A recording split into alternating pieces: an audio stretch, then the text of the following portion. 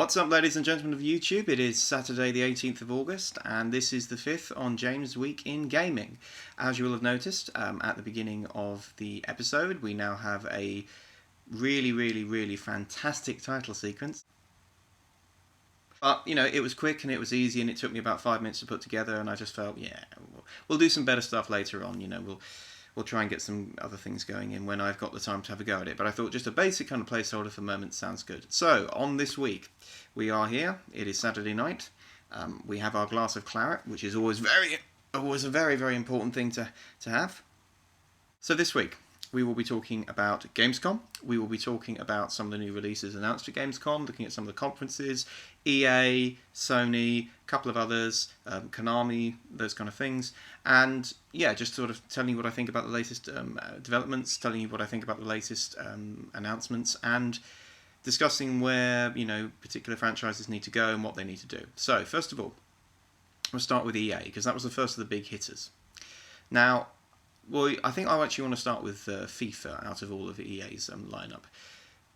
FIFA is worrying me, and the reason FIFA is worrying me is actually very simple. If you watch the press conferences given by EA, all you saw was, in my opinion, vaporware, window dressing. We were told about Ultimate Team, we were told about the new all these various sort of other things and gizmos that they've sort of latched onto it, online modes, etc, etc, etc. In FIFA 12, when it came out or was being sort of promoted in 2011, the one thing that you didn't get was that. You got all the stuff about player impact engines, on-the-ball passing, yada yada yada yada. And to me, this suggests something very worrying, which is that FIFA has not actually moved on in terms of gameplay this year. EA internally know that, and so what they're trying to do is sort of dazzle you. It's like, oh look, the flash, the bangs, it's all so pretty and a bit sexy, but it's not actually. We need more stuff in terms of hearing about the changes to the AI, particularly with PES looking as good as it is. I'm a bit worried about FIFA. I will wait for reviews, but I didn't see anything in that conference that particularly made me want to get up and go. There was one very funny moment when the guy talking about Ultimate Team said, "This thing is played by millions of people around the world, and you know, and is incredibly well known, and everybody knows what we're talking about." But in case you don't, you're talking to video games journalists. Of course they're going to know what it is, and if they don't know what it is, it's a bit stuffed, isn't it? Anyway, moving on to another franchise, Need for Speed looks good. Criterion, Guildford Studios. Oh yeah, just one thing, Guildford Studios. Not Guildford Studios. Guildford. Okay, cool. But looks great. You know, they've clearly, the Burnout Paradise guys know how to make great arcade races. Looks good. Looks great. Definitely going to be picking that up when it comes out. Dead Space. I'm a bit worried about Dead Space. In fact, let me take that back. I am very worried about Dead Space. I think Dead Space might be dropping the ball. And that would be very sad. But at the moment, it just looks like a Resi game. In fact, even less than that. To me, the more I see it, it's becoming less and less of a single survival horror game and more of Uncharted. And I think EA have decided that they basically need an Uncharted. They need a big third-person sort of shooter game or run and gun that will sort of become one of the cornerstones of their platform. Because if you look at most studios, and if you look at most of the successful studios, they do have a game kind of like that. I mean, for example, if you look at Microsoft, you're probably talking Gears of War. Obviously, Sony has Uncharted, and Nintendo are slightly different, but you could probably say Mario or something like that could be their sort of thing. But it also makes sense for a publisher to have a game like that. And I think this is EA's attempt to turn Dead Space, which they've clearly got a huge following for, all the rest of it, into this third-person run-and-gun kind of shooter game. But that's not the point of Dead Space. The point of Dead Space is this. You are on your own, Isaac Clarke, run-of-the-mill, normal guy, running around, being jumped on by evil enemies. Okay? That's the point of Dead Space. We've got some giant bloke with machine guns and the rest of it. That is not the point of Dead Space. They're ruining the franchise. And this idea about non-dropping co-op, who's that? What kind of idea is that? It's so stupid. So this idea that you could play the entire game in co-op with somebody else, but you wouldn't actually finish the game, you'd have to go all the way back to your own personal... So yeah, EA's conference, not particularly impressed actually. There was nothing new, there was nothing that I particularly wanted to play. All of their major franchises I think have got problems. I think that 2012, 11, 12 was probably the big year for EA when they had all of the big hits coming out, Mass Effect, etc., etc., etc., all of which reviewed very well, all of which did very well. I think this year is going to be a bit of a thing for them. Moving on, Sony. Sony had the best conference they've ever had, in my opinion. And I say that, I'm going to stick my neck out and say that. So there you go. Wine break. So why, in my opinion, was Sony's conference the best conference they've ever had? It was definitely the conference they should have run at E3. I was listening to the PlayStation blogcast a couple of days ago. Actually, no, what am I talking about? Today. Duh. And they had Shuei Yoshida on that, who's the head of the Worldwide Studios, and he effectively said that internally that they realised that they kind of had dropped the ball a little bit. E3 wasn't particularly games heavy. What Sony showed at their Gamescom conference, in my opinion, is some of the best content I have seen in quite a while. Now, I will say this. I'm not particularly bothered about 2D side-scrollers. I never really have been. I actually think they are rather antiquated, if I'm perfectly honest. I know I'm going to get shot by people. You know, I'm sure there are people out there who love Limbo and all that kind of stuff. But for me personally, it's a bit old hat. I'm all about 3D and, third person or first person kind of stuff. But turning to the sort of third person, etc., Tearaway looks unbelievable. If you don't know what this is a new game by the guys who made Little Big Planet, Media Molecule. Again, another Guildford studio. See previous for how to pronounce that properly. So this is a game which looks like someone has taken the third-person platforming game and just totally rewritten the rules. I mean, they've almost done a sort of a From Dust on it. They've introduced a god element, as it were, into a 3D platformer. No one has ever done that before. I mean, you could say, well, perhaps people didn't have the tech, but it still stands. No one has ever actually done that before. And what we saw in terms of blowing into the world, ripping off pieces of paper to allow your character to go, I mean, that's unbelievable. And this thing about, you put your finger on the back and your finger appears on screen, and then you can use it to sort of scare off the enemies who are attacking your character. That's unbelievable. I've never seen anything like that. So, in terms of a showstopper, it absolutely was the showstopper. And I know for Sony, one of the problems they have, frankly, is with the Vita, is that there is not enough content. I mean, the problem with the Vita is this. Number one, price tag. In these kind of times, when you can buy an Xbox console, etc., for about 160, no one is dropping 250 on a games console, particularly not a handheld. People are going to buy iPads, people are buying smartphones. That's the big problem for the Vita. It's existing in a time, in a sphere where what it can offer in terms of extra functionality is not really where people are at the moment. And I think that's one of its biggest problems. It's got to address that. It's got to somehow find a way of pushing through that and saying, actually, you've got your iPad, you've got your iPhone, you've got your BlackBerry, whatever, but you still want me. And the reason for that has got to be games, and games the kind of which you cannot play on something like an iPhone, etc. Now, having twin sticks, great idea, but the games haven't really been there at the moment. Now, we had the announcement of Call of Duty Black Ops Declassified, I think it's called. Obviously, we've got Assassins. We've also got FIFA 13. There are a lot of big hitters coming. The big other problem is price, 250 quid. Like I said, putting it alongside the iPad in terms of price, making it that kind of premium item, I think was a mistake. I think they need to cut the price.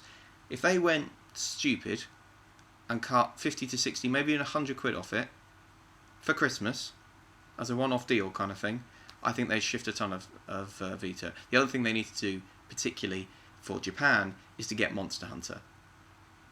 Not having Monster Hunter, frankly, is killing Sony's Vita in Japan. Monster Hunter is the biggest game there. Nintendo DS has got it, Sony doesn't have it. This is terrible. You absolutely have to have Monster Hunter if you want to sell in Japan. And for the fact that it's their own home market, to not have had that lined up with Capcom, I think is extraordinary. I cannot understand it myself personally, but there we go. Wine break. And back to Sony. Now, The Last of Us does look unbelievably good, and I will play it. I think it's important for Sony to have these kind of knockout first-party games that they're capable of producing. I think it's from Naughty Dog. I don't really need to say anything about it, actually, do I? It's going to be incredible. We all know that. God of War has gone silly, but in a really, really good way. And I'll explain why. If you actually ever watched or ever played God of War 3, there was one particular moment in it, spoiler klaxon, which I really love, which is there's a moment when you fight Zeus, and before the sort of final fight where you beat him to death. But there's a bit in it where the screen kind of shifts and you end up into this for, not for a long time, the stage takes about 2 or 3 minutes, but you end up in like a sort of Street Fighter-esque moment. And for me, it was the most sort of interesting thing in the entire game. I mean, ironically enough, this beautiful big 3D open world, and I've just said I don't like 2D, but the idea of suddenly limiting you to 2D and having you effectively in a sort of Mortal Kombat Street Fighter-esque mode, I thought was fantastic. What they've done in this one, apart from making it graphically incredibly pretty, and Sony Santa Monica are just amazing at that kind of stuff, we know what they can do. The other thing they've done is they've added a multiplayer mode, which looks like Street Fighter 4. So it's 2D, well, it's 3D, but it's 2D-esque in terms of fighting as you move around. Actually, forget that. It's more like Tekken. Is it more like Tekken? We say yes. What I found really interesting watching it was I thought that actually looks really good fun. Now, in terms of whether it's just a button masher, that could be its great downfall. I don't think anyone's just going to want to go on and just spend their time going square, triangle, square, circle, square. That's going to be a bit boring for a lot of people, I think. I think it's much better if they can actually engineer, even special moves. I mean, you know what? Go balls out. If you're going to make it like a Street Fighter, like a Tekken, make it like a Street Fighter, like a Tekken. Yeah? Do that. People are going to get interested. You'll get the fighting crowd on board. You'll get the the hardcore, what are they called? And I think you need to do that. I think the problem with God of War, in a sense, is that it killed everybody. Like, everybody. And one of the problems with that is, where do you go next? So I'll be interested to see where they've taken Kratos, and from what it looks like they may have gone into others. It looks a bit Greek, maybe. So no, sorry, it was Greek, Roman, etc. So we might see some other gods, some other enemies. Okay. So overall, Sony conference looks great. They needed to knock it out of the park with the Vita because software, etc. have been a problem. I still think that a Christmas price cut is really, really necessary if they're going to get people like me, people who have a PS3, if they want me and those like me to actually buy this damn console and actually play it, as opposed to playing Game Dev Story on my iPod Touch, which cost me 49 to 50p, and I'm still playing a year later because it's really good fun and it's repetitive, but yeah, its core mechanic is great. Breathe. If they want me to buy that console, they're going to have to offer me something special. Now, cross-play sounds great. Cross-buy. I like this idea that rather like a triple buy pack you get with a DVD or a Blu-ray, etc. You have a single purchase, which then allows you to get hold of all the content. I like this idea. I think it's a really, really good idea. In addition to that, I think you need to be able to access old PS1 catalogue. I think giving you access to that sounds good. Putting it on PS Plus also sounds good. I think using it as effectively a way of attacking Wii U. I think Vita can take on Wii U and probably kick Wii U into the dirt, frankly, with the idea of you're playing the main game, but you're also looking at the handheld and it allows you to do slightly different stuff. I think that will also be good. But really, they needed software, we've got some software, and they needed price. We still haven't had that yet. Final people I really want to talk about before we move on to some other sort of issues is Konami. Now, obviously Konami is big at Gamescom.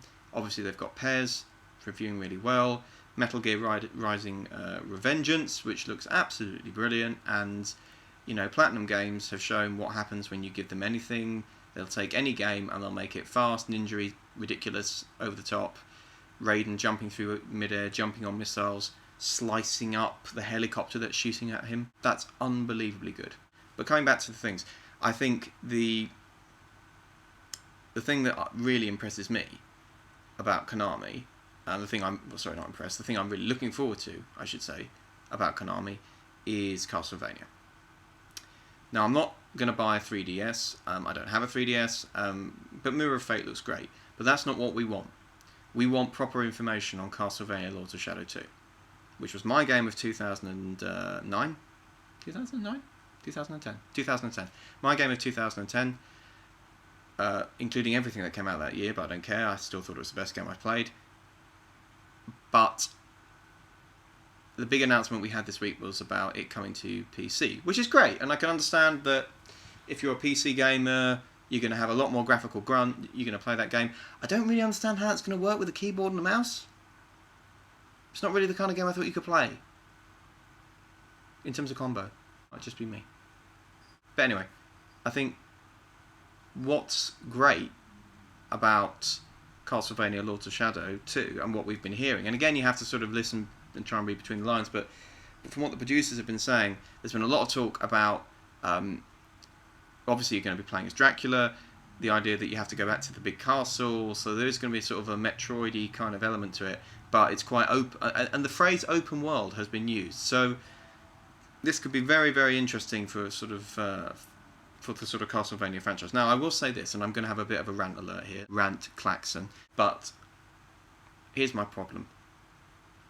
Castlevania is a franchise with a extremely, extremely positive and loyal and militant fan base, who, not all of whom particularly liked Lords of Shadow 2 and railed against it, as did a number of reviewers. Now, one very important piece of information.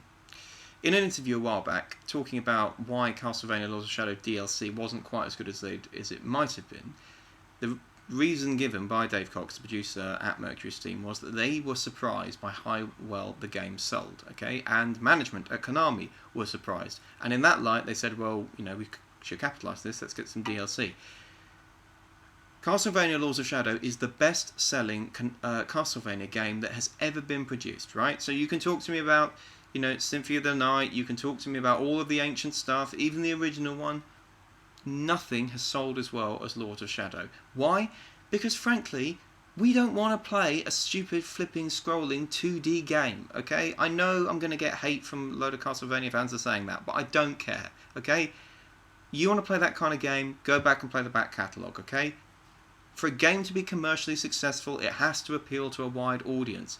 And the old Castlevania tactic of sticking you on a 2D scrolling screen in a giant castle with no idea of where to go, but the basic understanding that you've got a couple of roads ahead of you, one will be relatively safe, every other one is going to try and kill you very, very quickly.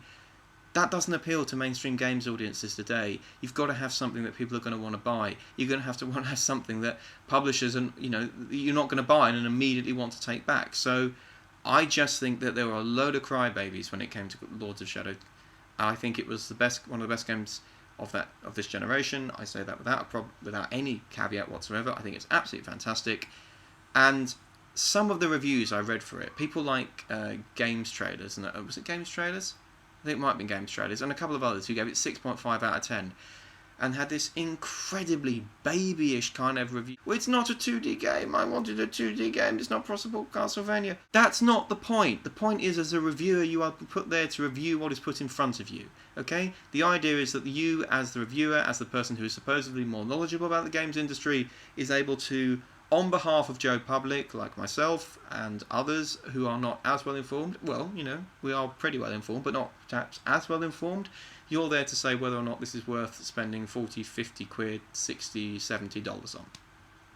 Not to spend 200 to 300 words or 500 words of a review complaining about the fact that it's not what you yourself personally wanted. That's not your job. Your job is to say if it's a good product.